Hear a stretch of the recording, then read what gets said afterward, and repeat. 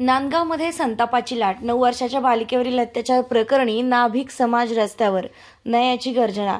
10 डिसेंबर 2025 बागलाण तालुक्यातील खमताणे गावातील 9 वर्षाच्या बालिकेवर झालेल्या अमानुष अत्याचाराच्या घटनेविरोधात आज नांदगाव शहरात संताप उसळलाय. आज सकाळी संत सेना महाराज मंदिर येथून सुरू झालेल्या मूक मोर्चानं शनी मंदिर, बालाजी चौक, छत्रपती शिवाजी महाराज पुतळा, वीर भगवान काकळीज मार्ग, डॉक्टर बाबासाहेब आंबेडकर चौक या मार्गानं दमदार पावले टाकत नांदगाव पोलीस ठाण्यात धडक दिली आहे.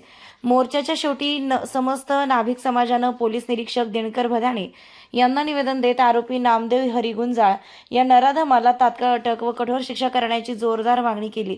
मोर्चात एक मुद्दा विशेषपणे अधोरेखित करण्यात आला. अल्पसंख्याक पीडित बालिकेच्या कुटुंबाला सतत धमक्या मिळत आहेत, त्यामुळे तात्काळ पोलीस संरक्षण देण्याची मागणी मोठ्या आवाजात करण्यात आली. मोर्चातील प्रमुख नेतृत्व रवींद्र बिडवे, जिल्हा संघटक विजय निकम, तालुका अध्यक्ष सतीश बिडवे, सचिव शरद बिडवे, नाभिक समाजाचे मोठ्या संख्येनं बांधव, विशेष उपस्थिती आमदार सुहासन्ना कांदे यांचे प्रतिनिधी सागर हिरे शिंदे, शिवसेना शहराध्यक्ष सुनील जाधव, रमेश काकळीज, कृषी उत्पन्न बाजार समितीचे संचालक अमोल नावंदर. समाजाच्या ठाम मागण्या: बालिकेला न्याय मिळावा, आरोपीला कठोरात कठोर शिक्षा, पीडित परिवाराला तात्काळ पोलीस संरक्षण. गोपनीय विभागाचे दत्ता सोनवणे व सरदार मेहर यांनी संपूर्ण मार्गावर बंदोबस्त ठेवला. कॅमेरामन विजय भावसार, नांदगाव. संपादन विजय धामणे, नांदगाव, नाशिक.